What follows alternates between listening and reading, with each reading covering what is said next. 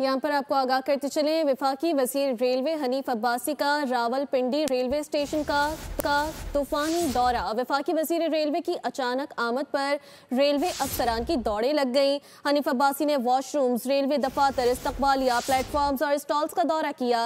Railway track का भी मुआयना किया। सफाई के नाकिस इंतजाम और शहरियों, खास तौर पर ख़वातीन मुसाफिरों के लिए नाकाफी इंतजामात पर सख्त बरहमी का इजहार किया। वफाकी वज़ीर रेलवे हनीफ अब्बासी का रावलपिंडी रेलवे स्टेशन का तूफानी दौरा। वफाकी वज़ीर रेलवे की अचानक आमद पर रेलवे अफसरान की दौड़ें लग गईं। हनीफ अब्बासी ने वॉशरूम्स, रेलवे दफातर, इस्तकबालिया, प्लेटफॉर्म्स और स्टॉल्स का दौरा किया।